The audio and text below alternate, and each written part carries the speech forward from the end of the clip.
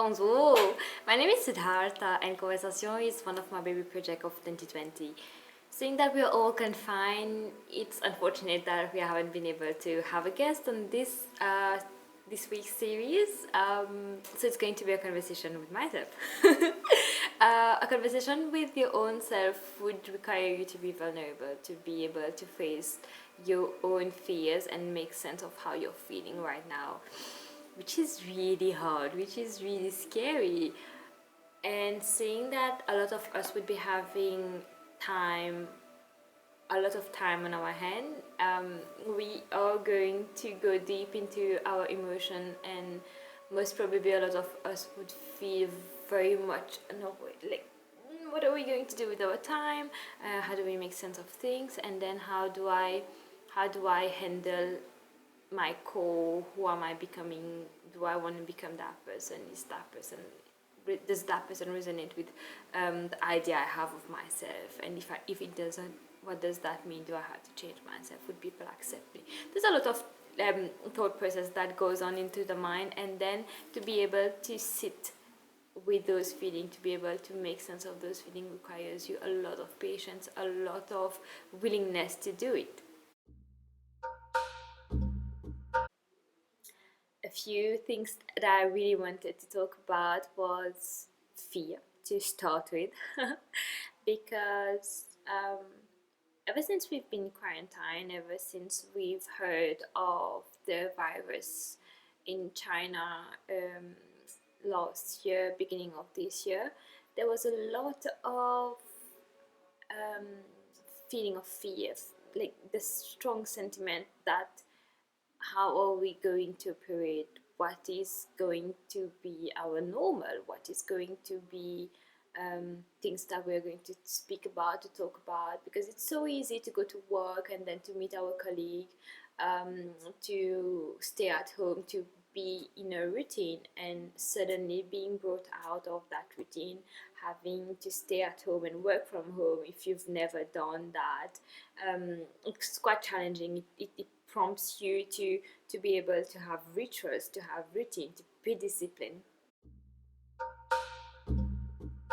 I feel that our generation, a lot of us might not have had the discipline since childhood. So we are lost in so many ways because our time was regulated pertaining to someone else. So we've been to school. School told us that we have to come to us from 8 to 3. Secondary school was 8:30 to 2:30 ish, and then at work we had to go from 8 to 5. So every time someone else dictated how we spend our time, how we are going to make sense of the portions of time we have. And suddenly now that we are at home, we realize that I could be doing like 3 hours of work and then have 4 hours. What do I do with that 4 hours? 4 hours. What? How do I make sense of it? Do I feel guilty to take that time out? Am I still getting paid for that? So it makes a lot of sense for us to feel scared to do a lot of things that we like to do, playing music, dancing, singing, especially now that we feel that, oh no, we should be in a sense of in a way we should be scared to do things. We should be sitting there praying or sitting there and be worried about things. And I feel that this is the emotion we're giving way to. This is the only thing that we're giving importance to, fear, and that sentiment of being insecure, of that sentiment of not knowing what is going to happen.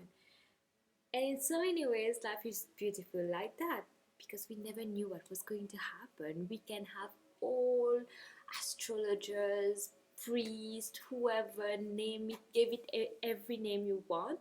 They might predict every single thing in life, but at the same time it comes down to how we are creating our reality, how we resonate with things in our life. And if we give space to that fear, to that sentiment of I am going to be in my corner, fearing for the world, not knowing what to know, I'm going to lose those 5 or 4 hours that I had. So don't give in to your fear, because that's in one way not helping, not making us move ahead. So fear is a sentiment. Fear is this place where we do not really know what we are going to do, what is happening. We feel insecure, we feel a lot more of emotion attached to this sentiment of fear.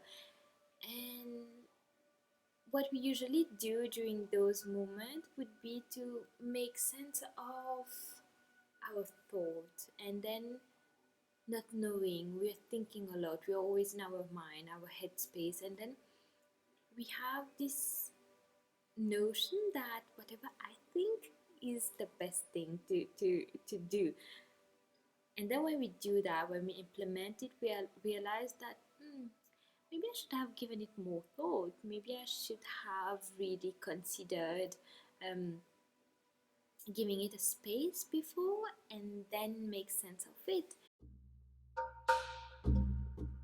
So the whole aspect of thinking, when we really analyzed what we are thinking, what we are resonating with, we do come up to the conclusion that our thoughts are influenced by the world we live in. And while making sense of what we're thinking, what we're doing, and how we're feeling, we realize that the external world has a lot of impact on us. We tend to want it not to have that strong impression, but it does, and we can disassociate ourselves with our reality. We can go up in the mountain, in the forest, to live our own lives and not come back to reality and the society as it is. But we are human. We have a life here, and our thoughts dictate how we want things to be, how we want things to go. So, in so many ways, when we sit with our thoughts and just become the observer, just become the witness for a moment, and this can vary from people to people, to be honest. Some can go into meditation, some can go into silence, some can just sit and watch their thought.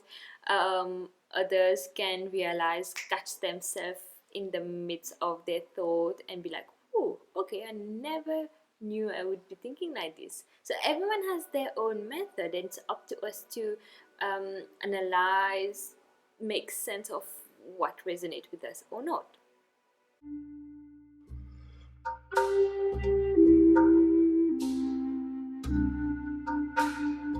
Bonne meilleure conversation passée à Check-in Café Bistro.